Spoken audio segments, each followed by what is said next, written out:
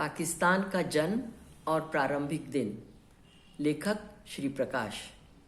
वाचन नीलांजना किशोर। चैप्टर 11। सिंधी हिंदुओं का महाप्रस्थान। जैसा कि मैं पहले कह आया हूं, सिंध में हिंदुओं और मुसलमानों में परस्पर की गाढ़ी मैत्री और सद्भावना थी। सबकी ही कौटुंबिक और सामाजिक संस्कृति एक प्रकार की ही हो गई थी। वहां के हिंदू अपना घर छोड़कर नहीं जाना चाहते थे। वास्तव में कराची, सक्कर, लरकाना आदि नगरों में उन्हीं की संख्या अधिक थी। व्यापार वाणिज्य में ही नहीं, सरकारी नौकरियों, डॉक्टरी, वकालत आदि पेशों में भी यही लोग प्रवीण थे। सिंध के मुसलमानों का इनके प्रति कोई घृणा या विरोध का भाव नहीं था, पर 6 जनवरी 1948 के कराची के घोर आतंक के बाद ये बिल्कुल भयभीत हो गए। इन्होंने सोचा, अब हमारा यहाँ रहना नहीं हो सकता। भारत ही हमारा देश है और हमें वहां चलना चाहिए। अब सिंध भारत का खंड नहीं रह गया, यह विदेश ही नहीं विरोधी देश हो गया है। पूर्वी पंजाब से जो मुसलमान उद्वासित होकर आए थे, उनके हृदयों में हिंदुओं के प्रति घोर विद्वेष था। वहां उन्हें काफी कष्ट पहुंचा था और वे इसे भूल नहीं सकते थे। पश्चिमी पंजाब में अल्पसंख्यक हिंदू भी त्रस्त किए गए थे, पर सबको अपनी ही चोट अधिक प्रतीत होती है। कोई ये नहीं सोचता कि दूसरों को भी चोट लगी है, जिसके कारण हमें कष्ट दिया जा रहा है। अपने व्यक्तिगत दुखों के सामने अन्य सबके दुख छोटे हो जाते हैं। ये लोग जो पूर्वी पंजाब के गांव से आए थे, कराची में ही बसना चाहते थे। वे समझते थे उनका ये अधिकार है कि पाकिस्तानी शासन उनके योगक्षेम की हर प्रकार से चिंता करे और उन्हें आराम से रखे। जो कुछ हो, सब आंतरिक स्थानों से निकलकर हिंदुओं की टोलियां कराची पहुंचने लगी। दौरा कर मैंने विभिन्न नगरों में सबसे कहा, आप लोग क्यों जाते हैं? आप तो यहाँ बहुसंख्यक हैं, आपका कौन क्या बिगाड़ सकता है, आप यहाँ रहें। पर वे सुनने को नहीं तैयार थे। दौरे में कुछ स्थानों पर उस समय के सिंध के मुख्यमंत्री श्री खुरो भी मेरे साथ थे। वे भी उसी मंच से बोलते थे, वही भाव प्रदर्शित करते थे, पर कोई लाभ नहीं हुआ। मेरे उच्चायुक्तालय यानी हाई कमीशन का ये कर्तव्य हुआ कि इन सब लोगों के लिए प्रबंध करे, जिससे ये लोग भारत पहुंच जाएं। रेल से भेजने का विचार करना व्यर्थ था। रेल की यात्रा भयावह थी। हवाई यात्रा से कितने लोग अपना असबाब लेकर जा सकते थे? समुद्र से जहाज पर ही जाना सबसे अधिक सुकर और सुविधाजनक था। पुश्तों से बसे हुए लोग अपने घर छोड़ अन्य घरों की तलाश में निकले थे। मुझे अपने काम में श्री जमशेद मेहता, श्री नवीन खांडवाला और श्री मंगा टहल रमानी से विशेष सहायता मिली। श्री खांडवाला ने विशेषकर जहाजों का प्रबंध किया। ये जहाज सौराष्ट्र के ओखा बंदरगाह, जो जामनगर के राज्य में था, या बंबई के बंदरगाह को जाते थे। ये जहाज ऊपर से नीचे तक यात्रियों से भरे रहते थे। मैं भी एक बार ऐसे ही यात्रियों के जहाज पर बैठकर ओखा गया था। मैं तो प्रथम श्रेणी के केबिन में था, पर तृतीय श्रेणी और डेक पर जाने वालों की दशा बड़ी ही दयनीय थी। जहाज में घूमकर मैंने अपने आंखों उनकी करुणावस्था देखी। पहले तो आंतरिक स्थानों से आने वालों के लिए कराची में ही ठहरने का प्रबंध करना पड़ा। ये बड़ा कठिन काम था। वहां के स्थानीय अधिकारियों से अनुमति लेकर एक खुले मैदान में तंबू आदि लगाया गया। करीब 50,000 रुपए व्यय कर वहां पर म्यूनिसिपैलिटी का पानी का नल लाया गया और अन्य आवश्यक प्रबंध किया गया। अवश्य ही फौरन जहाज नहीं मिल सकते थे। 2-3 दिन आगंतुकों को कराची में ठहरना ही पड़ता था। इस कारण ऐसा विस्तृत प्रबंध आवश्यक था। सिंधी भाई बहनों की बड़ी प्रशंसा करूंगा, यद्यपि वो अपने पुराने घरों को छोड़कर अनजान जगहों पर जा रहे थे, पर वे प्रसन्न चित्त थे। उन्हें इसका पता नहीं था उन्हें कहाँ जाना होगा और उनकी क्या गति होगी, पर वे हंस खेल लेते थे। मैं सायंकाल अक्सर इनके यहाँ जाता था। मुझे आश्चर्य होता जब मैं देखता था कि ये लोग संगीत का रसास्वादन कर रहे हैं, गा बजा रहे हैं, अपने को प्रसन्न रख रहे हैं। मैं सोचता था ये बड़े ही दुखी होंगे, सबसे क्रुद्ध होंगे, सबको बुरा कहते होंगे, दोनों तरफ के नेताओं को धिक्कारते होंगे, पर ऐसी बात नहीं थी। इन शिविर अथवा कैंप में ऐसा प्रतीत होता था कि कहीं स्वेच्छा से तीर्थ यात्रा करने ये लोग जा रहे हैं। हमारे उच्चायुक्तालय को बड़ी भीड़ का सामना करना पड़ा। इसमें श्री मंगा टहल रमानी ने बहुत सहायता पहुंचाई।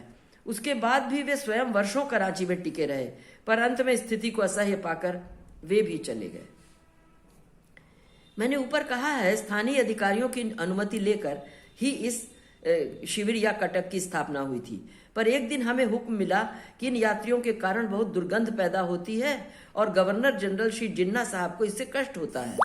ये भी कहा गया कि इस शिविर की स्थापना बिना सरकारी अनुमति के की गई है और इसे फौरन हटा लिया जाए। जिन्ना साहब का महल यानी गवर्नमेंट हाउस हवा के रास्ते भी इस स्थान से 2 मील पर था। इतनी दूर से भी इन यात्रियों की दुर्गंध उनको सता रही थी। मैंने कलेक्टर का अनुमति पत्र दिखलाया, जिसके आधार पर ही हमने बहुव्यय कर इस स्थान को यात्रियों के रहने योग्य बनाया था। पर जब अनन्याधिकारी गवर्नर जनरल स्वयं ही इन हिंदुओं का वहां रहना सह नहीं सकते थे, तो किस कलेक्टर को साहस था कि वह कहता कि मैंने इस शिविर की स्थापना की अनुमति दी है। हमें वहां से उठ जाना पड़ा और यथासंभव यात्रियों की कुशलता के लिए दूसरे प्रबंध करने पड़े। मुझे दुख हुआ कि उद्वासे हुए लोगों से सहानुभूति न कर, उन्हें सहायता न देकर जिन्ना साहब ने उनके कष्टों को बढ़ाना ही चाहा। उच्चायुक्तालय यानी हाई कमीशन के कार्यालय में तो बड़ी भीड़ लगी रहती थी। उसको संभालना बहुत कठिन हो रहा था। सब लोग चाहते थे कि हमें यथासंभव शीघ्र परमिट यानी यात्रा का आदेश पत्र मिल जाए। ऐसे संकट के समय यदि मनुष्य स्वार्थी हो जाए तो कोई आश्चर्य की बात नहीं है, उसकी निंदा नहीं करनी चाहिए। सब लोग अपनी अपनी रक्षा के लिए आतुर थे। यथासंभव शीघ्र भारत चले जाना चाहते थे।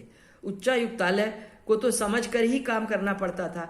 जितनों को जब विदा कर सकता था उतने तक को तो आदेश पत्र भी देता था। यह दुखद स्थिति भी हास्य रस की घटनाओं से शून्य न थी। एक दिन की बात है, जब मैं स्वयं प्रबंध कर रहा था, एक स्त्री ने मेरे पास आकर धीरे से कहा कि उसके कुटुंब की अमुक स्त्री को पूरे दिन का गर्भ है, बच्चा 2-4 दिन में ही हो सकता था, इस कारण उसे पहले आदेश पत्र दे दिया जाए जिससे वे चली जाएं।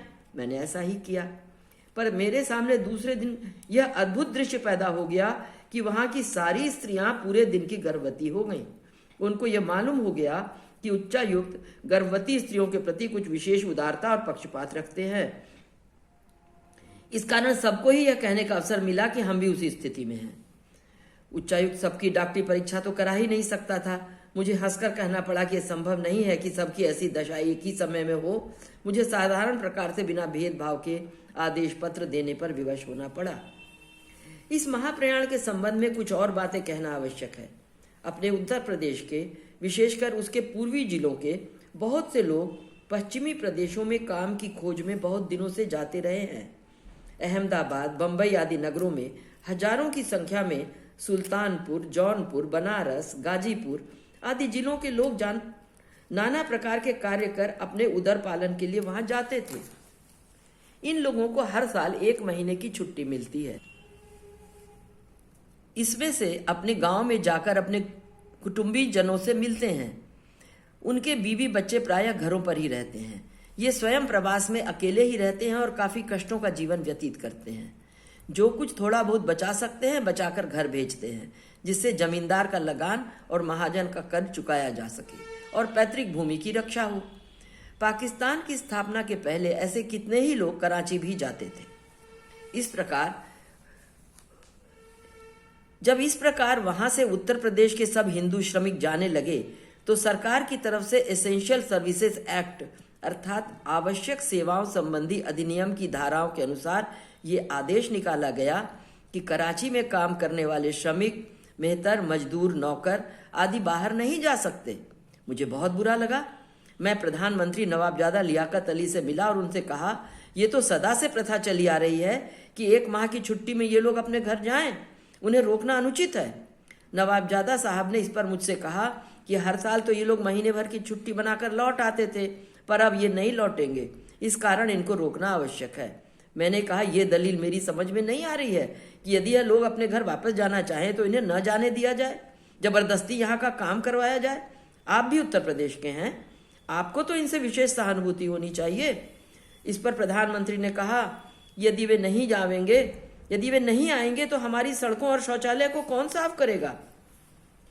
तो मैंने कहा कि क्या उत्तर प्रदेश के हिंदू लोगों को खुदा ने इसी वास्ते पैदा किया है कि वे कराची की सड़कें और शौचालय को साफ करें?